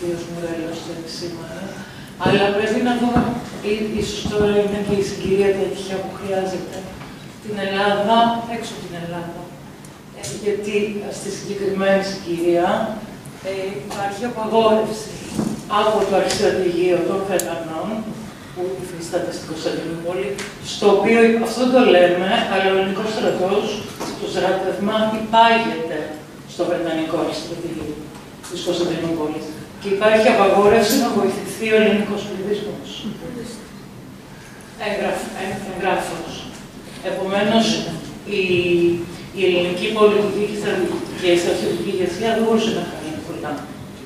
Αυτός είναι και ο λόγος που βλέπουμε τα πλοία να εγκαταλείπουν τον πληθυσμό, έτσι. Εκτός από το γνωστό Ιαπωνέζικο και τη βοήθεια των Αμερικάνων, που έχουν μια άλλη πολιτική. Αυτά πρέπει να τα δούμε λίγο, είναι ίσως και τώρα κατάλληλη η συγκυρία. Άρα θέλω να πω ότι η Ελλάδα είναι μια μικρή χώρα, δεν μπορεί να κάνει αυτόνομη πολιτική, εξαρτάται... Απικία. Απικία δεν είναι. Είναι μια μικρή χώρα, δεν έχει τη δύναμη. Προτεκτοράτο είναι.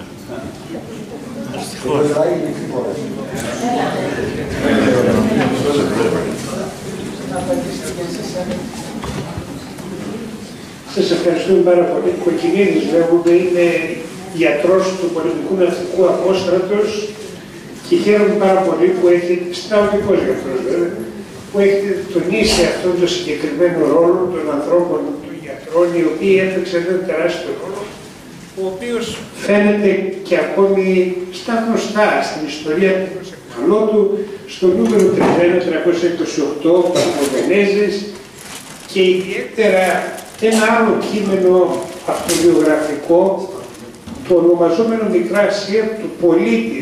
Αν το έχετε υπόψη σας, αυτός δεν ήταν στρατιώτης, ήταν εθελοντής Μικρασιάτης.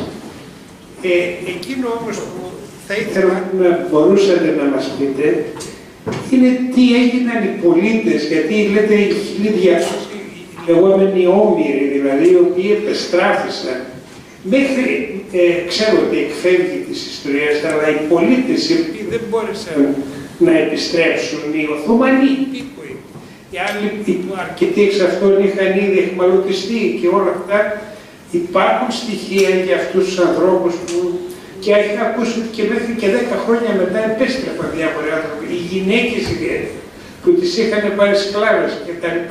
Τέλος πάντων, αν έχετε βιβλιογραφία για αυτό το θέμα. Ευχαριστώ πολύ. Ανδρέα, δώρο. Μισό λεπτό παρακαλώ. Να κλείσουμε τώρα. Ναι, μισό λεπτό. Θέλω να πω κάτι.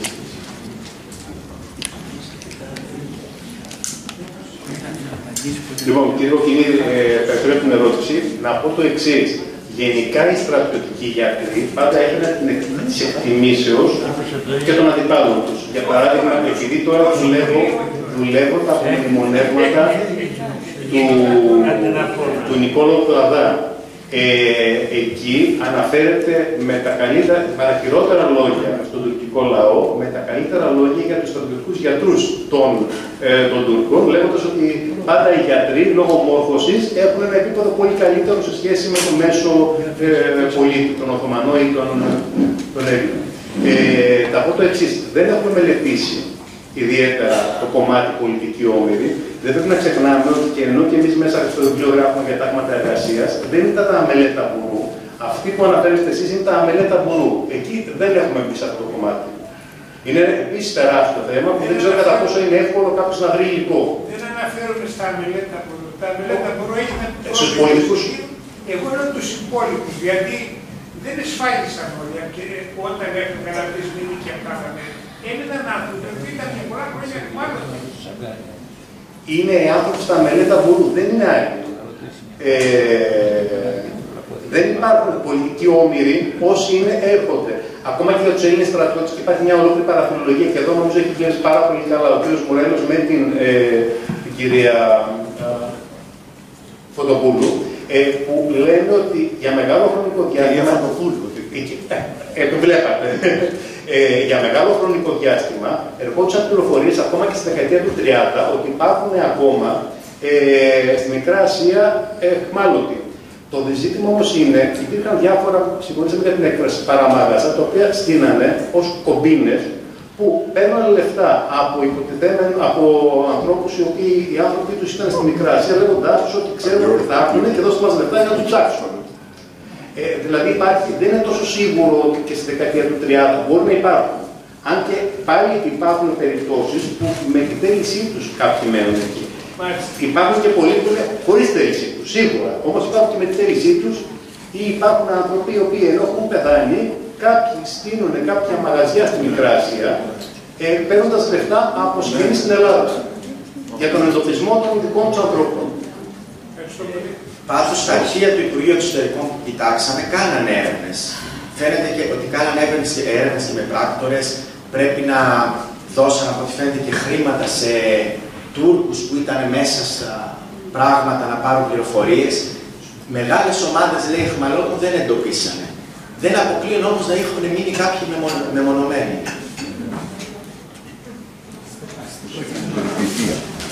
Για τελευταία ερώτηση. Καλησπέρα σας. Εκείνη την εποχή γινήκαν λάθη. Το 23 που έγινε ανταλλαγή των εχμαλώτων, παράλληλα έγινε και ανταλλαγή πληθυσμών, όχι βάσει εθνικής συνείδησης, αλλά βάσει θρησκείας. Ήρθαν λοιπόν δεκάδες χιλιάδες Τούρκοι χριστιανοί Ορθόδοξοι στην Ελλάδα, χωρίς να γνωρίζουν ελληνικά, αλλάζοντας τα ονόματά τους στα σύνορα, δηλαδή το Παϊράμου του έγινε Πασχαλίδης, τον Τεμίρογλου Σιδηρόπουλος και πάει λέγοντας. Ήθελα να σας ρωτήσω, υπάρχει κάποιος ερευνητής, κάποιος καθηγητής που έχει ασχοληθεί ποτέ με αυτό το θέμα? Δηλαδή, ότι βρήκαν ευκαιρία και έγιναν τραγικά λάθη να φύγουν οι χριστιανοί Ορθόδοξοι από την Τουρκία και να έρθουν εδώ Τούρκοι χριστιανοί Ορθόδοξοι κατά χιλιάδες, οι οποίοι σκορπίστηκαν σε όλη την Ελλάδα. Αυτή είναι σοβαρότητα στην ελληνική κοινωνία. Δεν σωματώθηκαν, σας λέω, αλλά ασχοληθεί κανείς με αυτή την θεωρία, η οποία όμως δεν υφίσταται, δεν αναγνώριζε ποτέ εθνότητες, αναγνώριζε μιλέτες. Άρα λοιπόν ο μοναδικός τρόπος που θα μπορούσαν αυτοί οι άνθρωποι να έρθουν στην Ελλάδα δεν είναι με βάση τη γλώσσα, είναι με βάση το θρήσκευμα. Αυτοί οι άνθρωποι έχουν συνείδηση της ελληνικότητάς τους, μάλλον των χριστιανών. Ήταν χριστιανοί Ορθόδοξοι. Αυτό. Το ότι μόνο 100.000 από περίπου 2.200 που έχουν στον ελλαδικό χώρο, μόνο 100.000 από αυτούς μιλάει τουρκικά. Υπάρχουν και άνθρωποι οι οποίοι από τους 100.000 ποτέ δεν μάθανε ελληνικά, δεν τους ενδιαφέρει να μάθουν. Όμως αυτοί δεν σου πούμε ότι είναι λιγότερο ούτε χριστιανοί, ούτε λιγότερο Έλληνες. Στον ελλαδικό χώρο ήρθαν και δόξα τω Θεώ, εγώ θεωρώ ότι ορθοπόδησε η Ελλάδα ακριβώς λόγω της ελεύθερης του σε μεγάλο βαθμό. Τα ονόματα τους και δεν τα αλλάζουν. Τα ονόματα τα αλλάζουν λόγω των ρατσιστικών. Έχω λίγο ασχοληθεί λόγω των ρατσιστικών συμπεριφορών που βιώνουν στην Ελλάδα. Είναι τουρκόσποροι.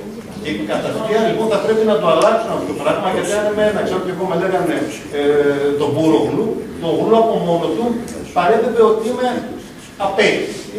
Για αυτόν τον λόγο λοιπόν βίωνα ρατσιστικές συμπεριφορές. Αυτό το πράγμα ήθελα να αποβάλω. Δεν τους το αλλάζουν στα σύνορα, μόνοι τους το αλλάζουν. Είτε στα σύνορα, είτε στον ελλαδικό χώρο. Ευχαριστώ πολύ. Μπορώ να μην είμαι αόρατη. Ναι. Προφανώς αόρατη. Δύο παρεμβάσεις, παρακαλώ.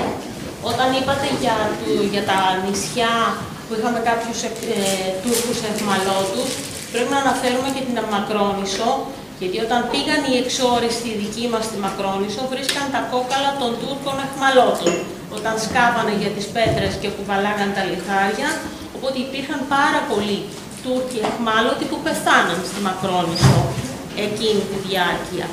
Και όσο αναφορά για το όνομα που λέτε, γιατί έχω γράψει βιβλίο για τον Πόντο, μαρτυρίες των παππούδων μου, όταν ήρθε η γιαγιά μου και η θεία μου και δεν μπορούσαν να προφέρουν οι Έλληνες, οι Ελλαδίτες με πολύ άσχημο τρόπο το τους τσόγλου. Τι είναι αυτά, τσουτσόγλου, θα σε βάλουμε αλατίδου, γιατί τους στα τουρκικά σημαίνει αλάτι. Οπότε ήταν τσουτσόγλου, παύλα αλατίδου, αλλά ποτέ το κανονικό τους επίθετο που ήταν τους τσόγλου. Και ήταν φυσικά Έλληνες. Κύριος, ναι, θα ήθελα να ρωτήσω. Ευχαριστούμε πάρα πολύ. Κύριε Πλακούτα, μια τελευταία ερώτηση, επειδή ο κύριος έχει πολλή ώρα σηκώνει. Μόνο μια τελευταία ερώτηση. Θα ήθελα να ρωτήσω τι έκανε ο ελληνικός τόρος, ο οποίος ήταν ισχυρός. Γιατί. Και γιατί.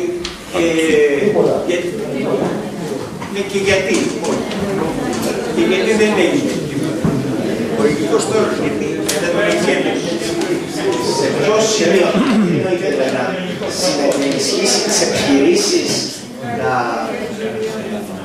Δηλαδή και ο Αβέροφο, ο οποίος μπορούσε να ρίξει μερικές κανονικές να περασπίσει τους υποχωρούντες. Στα παράλια.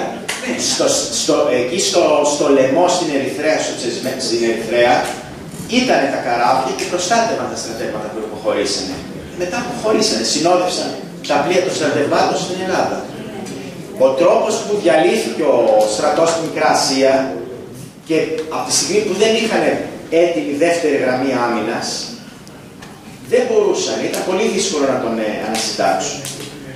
Το αποτέλεσμα είναι ότι προσπαθήσαν να τον σώσουν, να τραβήξουν τα πιο καλά τμήματα στον Εύρο, μην τυχόν γίνει από εκεί εισβολή. Δεν υπήρχαν μεταφορές, δεν υπήρχαν τρένα, δεν υπήρχαν επικοινωνίες. Ήταν πάρα πολύ δύσκολο να πάρουν μαζί και τον πληθυσμό. Με τον τρόπο που κάνανε, που έγινε η κατάρρευση. Αν είχαν κάνει μια δεύτερη γραμμή π.χ. στην περιοχή της Μύρνης ή όπου αλλού, να καθυστερούσαν τους Τούρκους, ενδεχομένως θα μπορούσαν να σώσουν ένα τμήμα του πληθυσμού και να είχε γίνει και αποχώρηση με σχετικά συντεταγμένο τρόπο.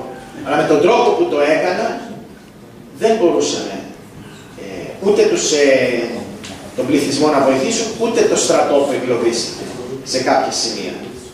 Και εδώ είναι αυτό που ακούστηκε και προηγουμένως, εκεί ήθελε σιδηρά πειθαρχία, ήθελε και ηγέτες στρατιωτικούς και ηγέτες πολιτικούς, με σιδηρά πυγμή, για να κρατήσουν αυτό το ποτάμι που υποχωρούσε, η οποία ηγεσία κατέρευσε μαζί με το μέτωπο, δεν υπήρχε. Και το πλήρωσε και ο στρατός και ο πληθυσμός, ακόμα περισσότερο. Νομίζω, απαντάει στο δικό σας ερώτημα. Ευχαριστώ πολύ τους λαμπρούς καθηγητές μας για το άπλετο φως που έριξαν σε μια σκοτεινή εθνική πληγή, η οποία είναι ανεπούλωτη ακόμα. Και να δηλώσουμε ότι φεύγοντας θα είμαστε πιο ήσυχοι, πιο ήρεμοι, ότι η μελλοντική ηγεσία των ενόπλων δυνάμεών μας είναι σε καλά χέρια.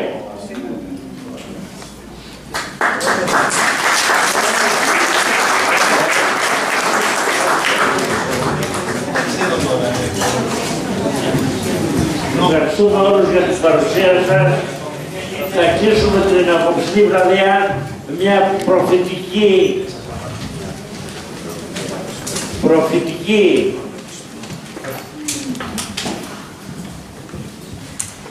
ευχητήρια φράση του αείμνηστου και αθάνατου πρωθυπουργού μας Σπυρίδωνα Τρικούπη: η Ελλάς πρόοριστε να ζήσει και να ζήσει.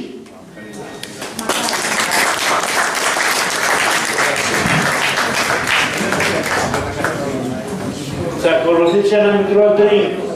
Παρακαλούμε όλους να έχουν την προσοχή τους, γιατί βρισκόμαστε σε μουσείο. Κατά την περιφορά μη συμβεί κάτι κάποιο απλό.